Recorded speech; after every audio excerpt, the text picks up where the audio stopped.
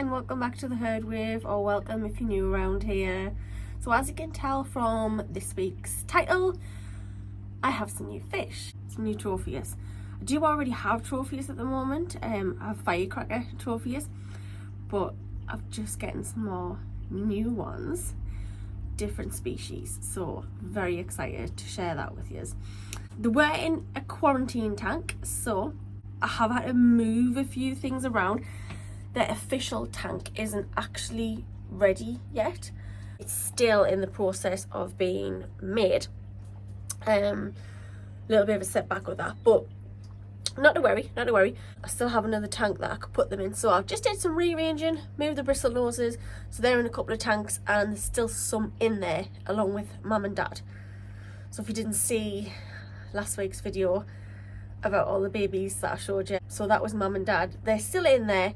I don't think they're going to breed anymore anyway, but even if they did, it's fine.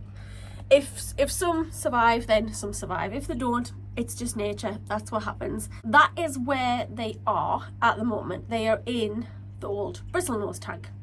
Now that's still not big enough for them, obviously, but it is a temporary setup until their proper tank arrives and I can get that set up. Yeah, so that's what's happening with those guys. So they are in that tank now. It's not exactly the way I wanted it. I think I'm going to add more rocks in. I'm going to take a trip to the beach, put it that way. I just thought I'd do a little mini species profile on them. Their official name, I'll put down on the screen what they actually are. So these fish go by lots of different names. Probably one of the most common ones is the white spotted Tropheus or the wide yellow band Tropheus. Tropheus Duboisi Maswa. That's also one of their names. So whichever one that you prefer to say, that's what I've gotten anyway. So I've gotten a group of 10. I'm not sure whether they're males or females yet because they are very hard to sex when they're young. We shall see as they get older what kind of ratio I have in the tanks. But Tropheus species in general are Lake Tanganyikan Cichlids.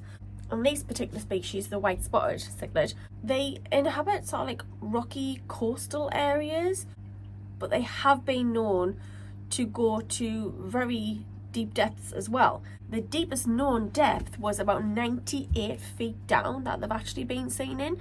So it varies. They are rock dwellers, but they also do like to swim openly as well, so they do need quite a large tank, especially if you're going to have larger groups of them. People have reported that in the wild, at least, they are more seen in pairs or singulars rather than in groups. So it might be just a coincidence, but thinking about it, that might be why they are on the red list, or a combination of one of the reasons why they are actually on the red list. So these are pretty special fish.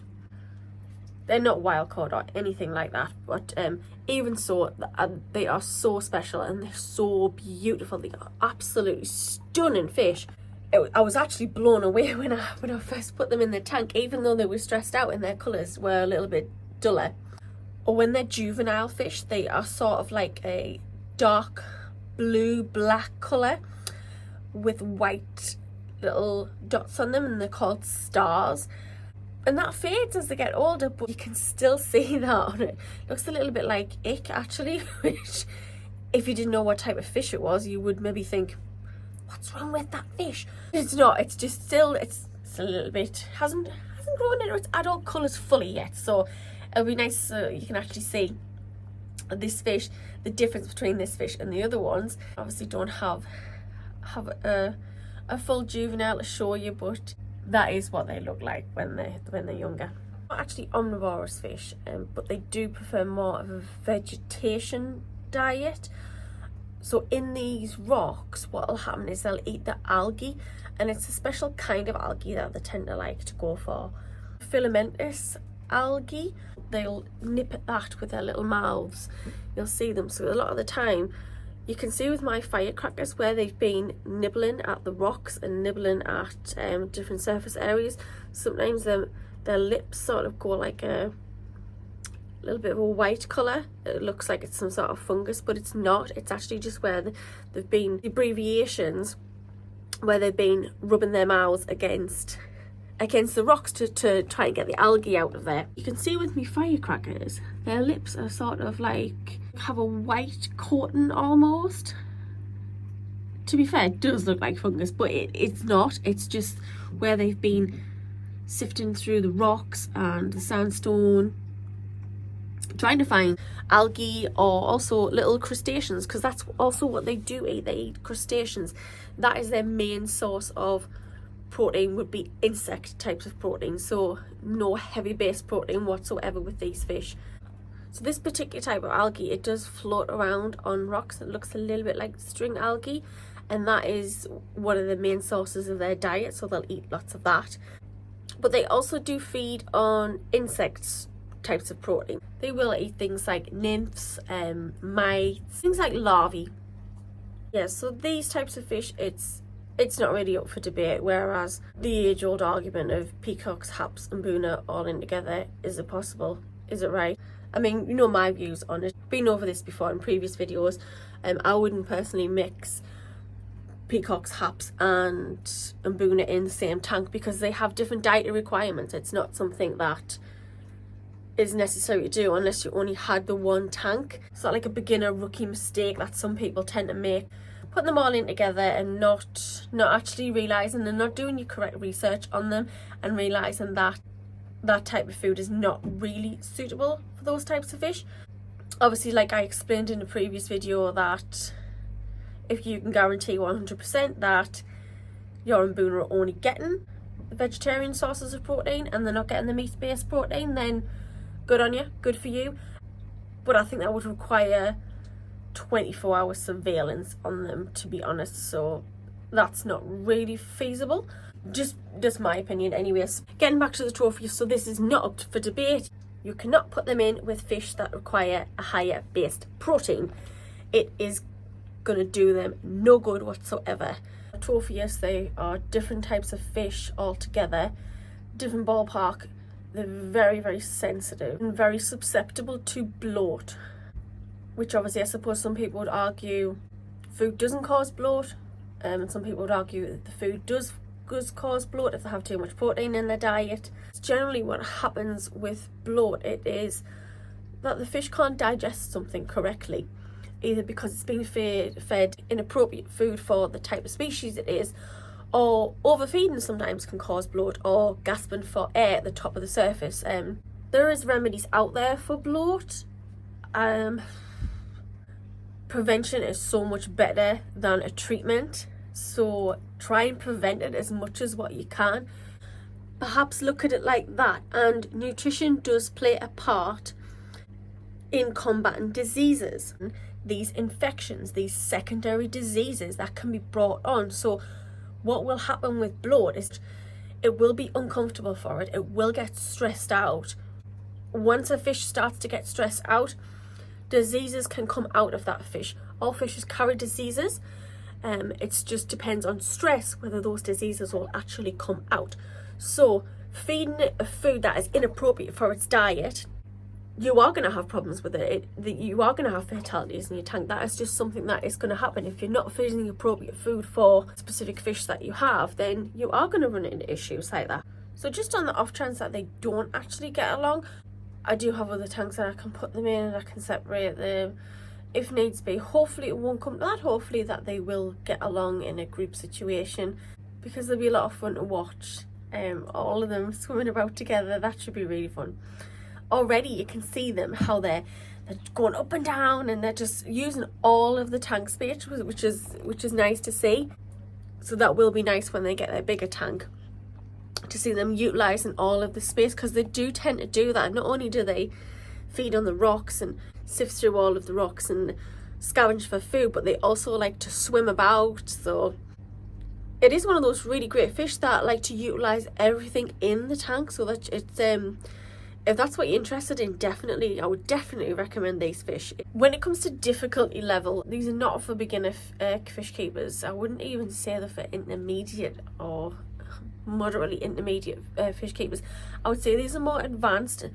It's not like they're difficult fish, there's a lot of factors that goes into keeping them happy and healthy. I would recommend trying to keep them in a group. I wouldn't suggest going for singles or pairs of them. Other fish keepers would normally recommend getting a larger group. If you're getting a group of say 10, hopefully there should be 1 male, 2 males at the most in that group. The problem with these types of fish is it's hard to integrate them in. They don't do well with new tank mates. If you'd already had an established tank with other Lake Tanganyikan Cichlids or other fish that are of a more omnivorous vegetational diet, then they should do fine with those. Definitely not anything from Malawi, nothing like that. I wouldn't suggest keeping them in with Mbuna either. They need to be ideally a species only tank, but like I say, other types of vegetarian type of fish or omnivore fish, I call them vegetarian because I just sort of associate those types of fish with that. And insect protein, I know it is protein, but I don't necessarily associate it with meat protein, because it's not. But that's what I mean when I'm saying vegetarian fish. It is those types. So they can be quite difficult to integrate newer fish into that situation. So ideally a species only tank would be probably the best way to go. Let me know if you've had any success in integrating other species of fish into the tank where they've already been established in. Let me know that, because I'd be really interested how that went for you. See if that was something that would be possible. When it comes to behavioural traits, I would say nothing set in stone, because fish are individuals, so they all have their individual personality, and sometimes the fish that are supposed to get along with each other don't get along with each other. It's just one of those things. You might just have that bad apple in there that is just not plain nice, and that's okay. That happens. So put it in a separate tank, deal with it, it's fine. So given that these fish are susceptible to bloat, one of the key things is to have sinking pellets. They are going to graze on algae. Algae is going to be a large part of their diet. What I would suggest, if that isn't feasible for you to get pellets and you do like to feed your fish flakes, what I would suggest is submerging them in water and making sure that the food is in the water colony before the fish actually start eating it. That way you're going to avoid that surface water intake. So that's just one idea. If you didn't want to use the sinking pellets and you wanted to continue using flakes, try that approach to it as well. As for tank setup, like I said, they are very, very active little fish. Do like to graze on the rocks for food. So the tank setup, I would encourage a lot of algae growth. So perhaps a good lighting system in there, somewhere light and bright, and somewhere where algae is going to grow naturally for them. At the same time, you need to be careful with this as well, because they can't handle high levels of nitrate. So nothing over 25 ppms. I wouldn't suggest going any higher than that. Yeah, you've got to think where they come from, the Lake Tanganyikan Cichlids. So deep water there. Not much change in water parameters happen very often there. So it is pretty steady. So they're not used to that. So they don't handle shifts very well. Everything needs to be steady. So like I said, keeping your nitrate down as much as possible. Obviously you do want to encourage algae growth, but when it comes to water changes, little and often is probably the best way to go. They can't handle massive water changes like say limestone eye, things like that. They can handle more heavy water changes going on. It doesn't really affect them, whereas these types of fish, little and often, tiny amounts. Talking about water parameters, just keep an eye out for your carbonate hardness. They don't like it to drop too low. To combat this, sometimes what hobbyists will do is they will put salt in there because they can tolerate to a certain degree a level of brackish water. Nowhere close to marine on the lighter scale of brackish water. They can tolerate that, and that is also going to help to raise your carbonate hardness in there. Along with other things, salt is really good to combat bloat sometimes. Not in the sense of it will cure it, but it will start the fish's natural immune response for its osmosis. So that tends to help its immune system out quite a lot. You just need to factor in the size of your tank, the correct dosage of salt, and also factor in other tank mates, which is also in your tank. What level of salt can they actually handle before you start experimenting on things like that. But it's just an idea just to watch out for your carbonate hardness dropping if you don't want to use things like chemical filtration, or if you don't do crushed coral or things like coral sand, anything like that. It is an idea. it's just whatever works out best for you, but main point is to watch out that carbonate hardness doesn't drop down too low. Another thing about these fish is sometimes they have thyroid issues. They find it hard to regulate the iodine, which is what helps the thyroid to function, and your thyroid is actually what controls everything in your body. So your not only just your metabolism, but it's your immunity response, brain development, all of those types of things. So regulating their iodine, it is also important as well. You can't get that from salt, because it's the trace minerals that's actually in there that does help that, along with good quality food. Again, I know I bang on about good quality food, but it really does help out with combating disease. It's the first line of defence to stop your fish from actually getting ill in the first place. Prevention is so much better than the treatment. I always say it, and I will say it again and again and again, because it is so true. So it's just another one of those things with these types of fish. They do sometimes have thyroid problems, so that is also something to consider as well. So like you can see at the moment, these are actually in with a few of the bristlenose plex, the smaller ones. You can keep them in with bristlenoses. They do have the same dietary requirements, more vegetational diet. It's more like if you plan on breeding your Tropheus, the bristlenoses will eat any fry that is hiding, because bristlenoses are nocturnal and they will come out at night and they will eat the fry. So if that is an issue for you and you don't want to breed them, and if they did happen to breed accidentally and you weren't too fussed about it, then by all means keep them in with bristlenoses. But if you are actively wanting to pursue breeding or wanting them to breed, then definitely don't put them in with bristlenoses. Think of another alternative as a bottom feeder if that's what you want to put them in with. So think ahead in advance as well. Like I said, they need to be a second addition to a tank. You need to already have an established tank with a type of species that you want to keep in there with them. If you want to keep another species in there with them, they need to be the secondary thing that you pop in that tank. As for sexing these types of fish, as a general rule of thumb, males are larger and more colourful, which is natural. Even though they are the same colours, they will have a brighter variation of that colour. It won't matter anyway.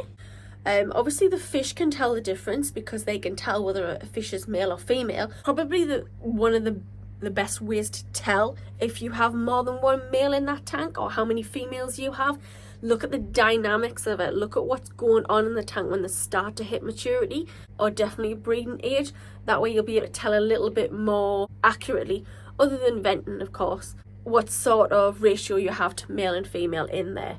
So they can tell whether they're male or female. They know who's male and they know who's female.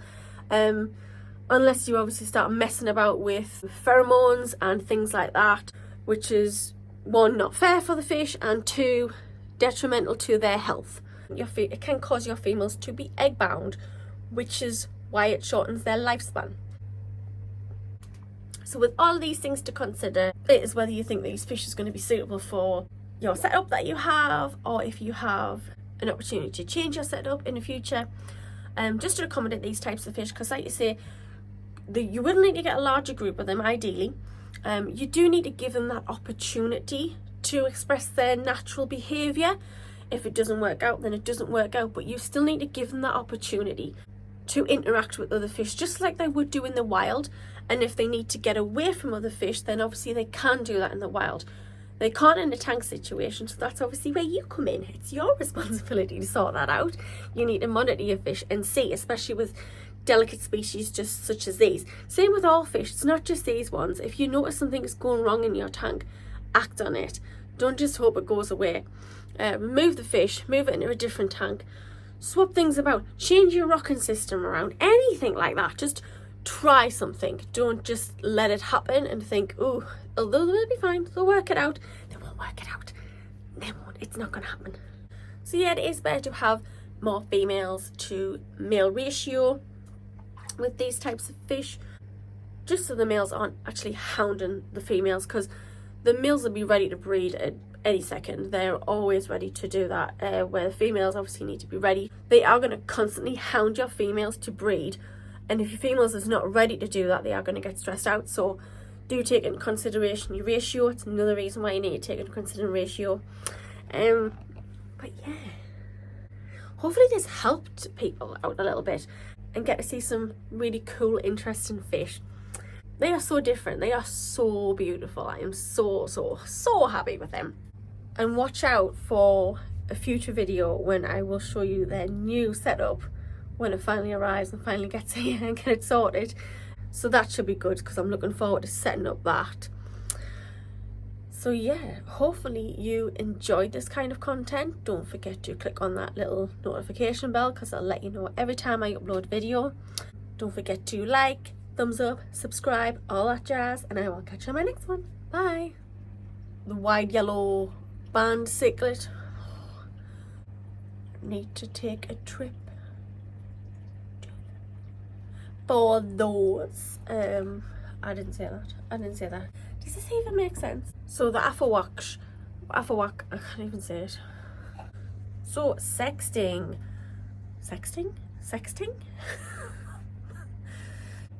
Quarantine tank.